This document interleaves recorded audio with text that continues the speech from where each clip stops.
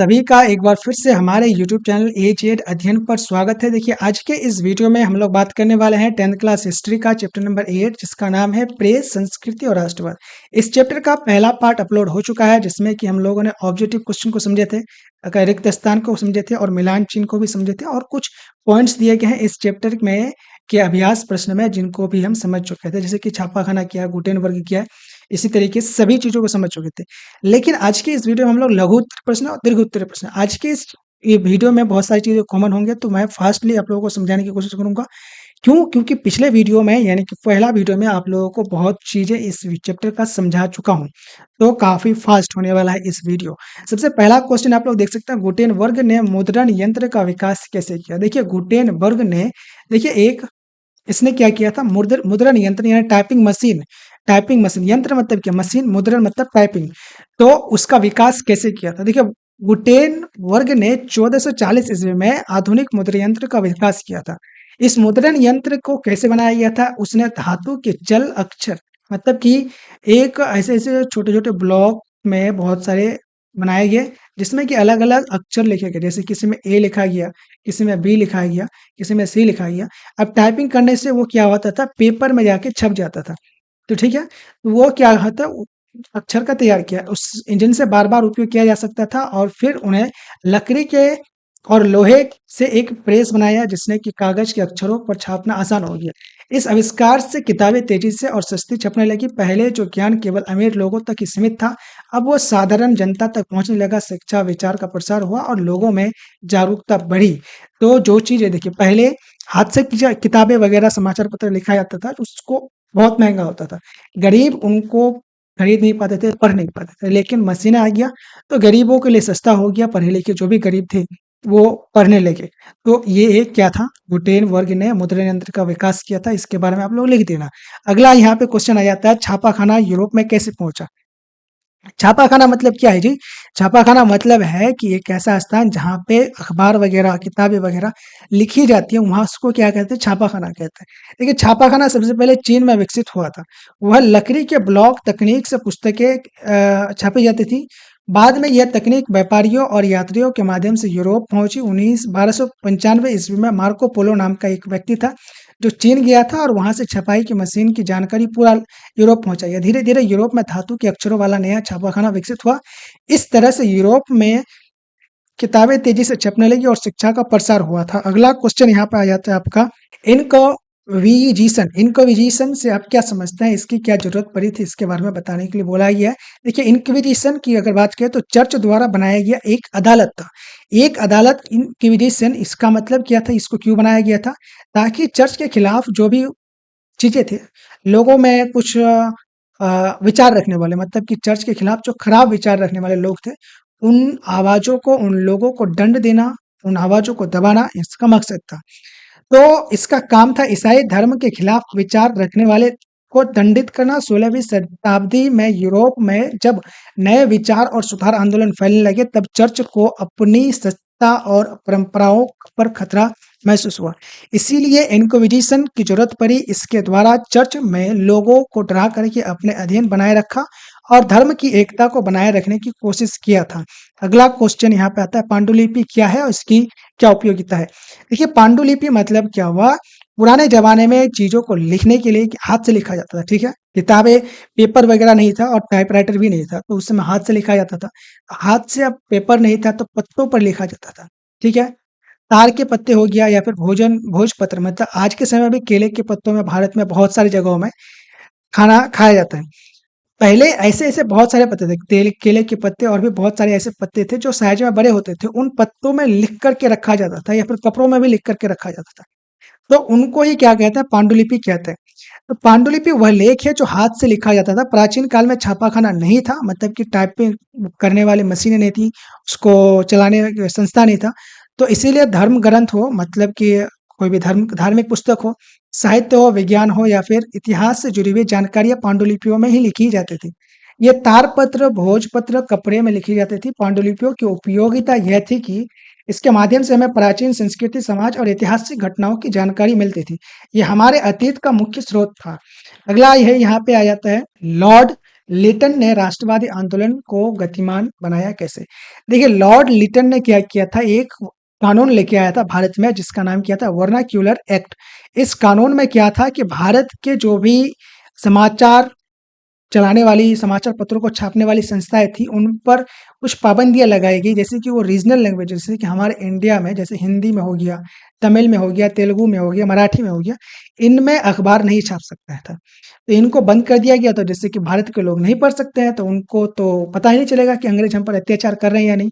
तो इस कानून का मकसद ये था कि इंडिया के लोगों को जानकारी पता ही ना चले। तो ये था उनका मकसद, लेकिन भारत के कुछ ऐसे संस्था थे जिन्होंने रातों-रात अपनी भाषा बदल लिया था। तो लॉर्ड लिटन ने भारत का वायसराय था, उसने क्या किया था, 1876 ईस्वी में भव्य दिल्ली दरबार आयोजित किया, जिस जबकि उसी समय भयानक अकाल भी पड़ा हुआ। इससे जनता नाराज होगी और 1878 ईस्वी में वर्नाक्यूलर एक्ट बनाया था, किसने, लॉर्ड लिटन ने। तो इससे जनता और भी नाराज हो गई, जिसके तहत भारतीय भाषा समाचार पत्रों पर कड़ी पाबंदी लगाई गई। इस अन्याय और दमनकारी नीति ने जनता पर असंतोष बढ़ाया और राष्ट्रीय आंदोलन को गति मिली। तो वही तो लिखना है कि राष्ट्रीय आंदोलन को गतिमान कैसे बनाए, उसी को तो लिखना है। तो लॉर्ड लिटन ने क्या किया था, सबसे पहले तो दिल्ली में एक भव्य दरबार बुलाया, और क्यों उस समय बुलाया था जिस समय अकाल पड़ा हुआ था, और ऊपर से एक कानून बना दिया ताकि उसके जो काले करतूत थे वो भारत के लोगों तक नहीं पहुंचे। तो इससे क्या हुआ, भारत के लोगों में और गुस्सा फैला और राष्ट्रीय आंदोलन तेज हो गया। अगला क्वेश्चन आ जाता है आपका, यहाँ पे वही क्वेश्चन था, तो अगला यहाँ पे दीर्घ उत्तरीय प्रश्न देखिए। मुद्रण क्रांति आधुनिक विश्व को कैसे प्रभावित किया? मतलब कि टाइपराइटिंग में जो क्रांति आया, हाथ से लिखा जाता था पहले, उसके बाद अचानक आ गया मशीनें, तो ये जो बदलाव हुआ इसको क्या कहते हैं, क्रांति कहते हैं। तो इस क्रांति ने आधुनिक विश्व को कैसे प्रभावित किया उसके बारे में लिखने के लिए बोला गया। तो सिंपल सा आंसर मैं पढ़ता हूँ, आप लोग ध्यान से सुनिए, समझिए। देखिए, मुद्रण क्रांति ने आधुनिक विश्व में गहरा परिवर्तन दिया। आसान ही तो है, इसको कौन नहीं लिख पाएगा।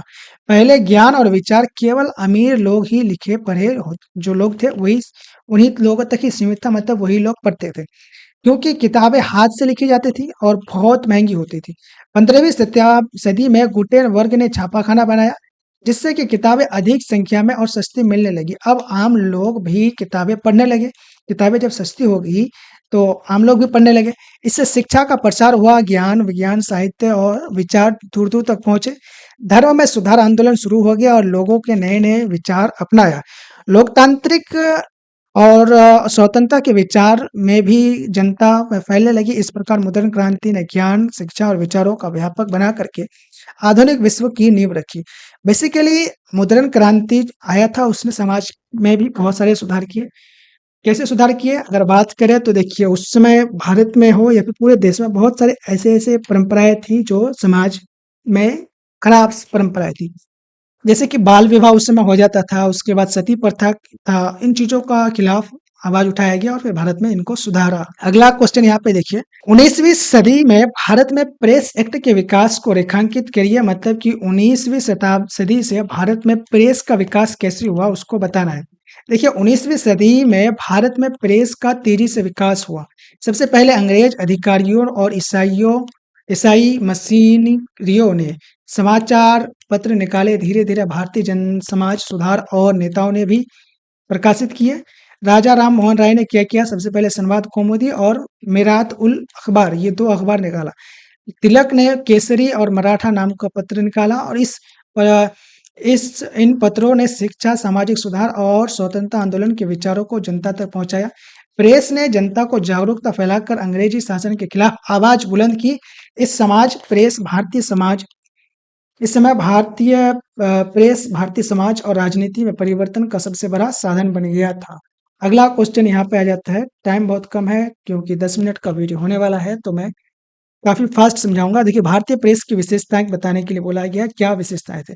भारतीय प्रेस की कई महत्वपूर्ण विशेषताएं थी। सबसे पहला क्या है, सामाजिक सुधार आंदोलनों को बढ़ावा दिया गया। मतलब कि जो भी हमारे समाज में दुष्प्रथा थे, जैसे कि सती प्रथा हो गया, बाल विवाह हो गया, और भी बहुत सारे प्रथा थे, उनको क्या किया, उनके खिलाफ आवाज उठाई गई। जैसे सती प्रथा, बाल विवाह और कुरीतियों जैसे खिलाफ आवाज उठाई। दूसरा क्या था, जनता में शिक्षा और जागरूकता फैलाने का कार्य किया।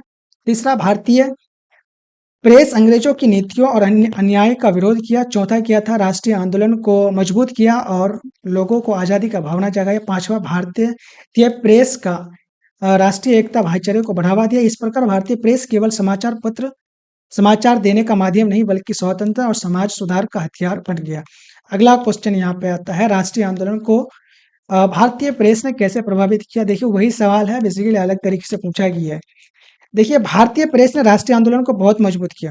तिलक के केसरी और मराठा, गणेश शंकर विद्यार्थी प्रपात, गांधी जी का हरिजन और यंग, ये सभी क्या था, यंग इंडिया हो गया, हरिजन हो गया, प्रपात हो गया, विद्यार्थी का प्रताप हो गया या फिर केसरी हो, ये सभी क्या थे, अखबार के पत्र थे। इनके माध्यम से इन लोगों ने, इसके जो छापने वाले थे उन लोगों ने भारत में क्या किया, लोगों को जगाया, अंग्रेजों के खिलाफ आंदोलन करने में राष्ट्रवाद की भावना बेसिकली जगाया। प्रेस ने जनता को अंग्रेजों को शोषणकारी नीतियों को अवगत कराया और इनसे जनता को एकजुट करने और स्वतंत्र संग्राम में भाग लेने के लिए प्रेरित किया। ब्रिटिश सरकार प्रेस को दबाने के कई कई बड़े कानून लाई, परंतु प्रेस ने हर बार नए रूप से संघर्ष जारी रखा और इस प्रकार प्रेस राष्ट्रीय आंदोलन की सबसे बड़ी हथियार बना। अगला क्वेश्चन यहाँ पे आ जाता है, मुद्रण यंत्र के विकास का रेखांकित करिए आधुनिक रूप। बेसिकली आपको टाइपिंग मशीन का किस तरीके से विकास हुआ उसके बारे में पूछा गया है, शुरू से लेके अभी तक का, मतलब क्योंकि यहाँ पे आपको बोल दिया गया आधुनिक स्वरूप तो अब तक का। तो पहले आपको पता है हाथ से लिखा गया, फिर मशीनें बने और फिर आज के समय में डिजिटलाइजेशन हो गया, कंप्यूटर मशीन आ गई है, तो इससे क्या हुआ, पट पट करके टाइपिंग हो जाता है, काफी आसान है। तो इस पूरा को लिखना है। तो मुद्रण यंत्र की शुरुआत 15वीं शताब्दी में जर्मनी के गुटेनबर्ग ने उसने धातु के जल अक्षरों को छपाई तकनीक बनाई। ये तो उन्हें बताया था आपको, इनसे किताबें जल्दी और आसानी से छपने लगी। धीरे धीरे मुद्रण तकनीक यूरोप और एशिया में फैल गई। भारत में 16वीं शताब्दी में मशीनों का प्रेस और लाया गया। 19वीं शताब्दी 20वीं में राष्ट्रीय आंदोलन का हथियार बन गया और समय के साथ साथ प्रेस मशीनों, भाप और बिजली से चलने लगी। बाद में कंप्यूटर और इंटरनेट आने के बाद डिजिटल प्रिंटिंग शुरू हो गई और मुद्रण यंत्र स्वरूप अत्यधिक आधुनिक है, जिससे कि अत्याधुनिक है, जिससे कि अखबार, किताबें और डिजिटल सामग्री बहुत तेजी से फैलती है। आई होप कि आज के इस वीडियो में समझाए गए सभी भी चीजें, सभी पॉइंट्स, सभी क्वेश्चन समझ चुके होंगे। आज के लिए इतना ही, मिलेंगे अगले वीडियो में। पहला पार्ट अगर आपने नहीं देखा है देख लीजिएगा। आज के लिए इतना, थैंक यू, जय हिंद, जय भारत।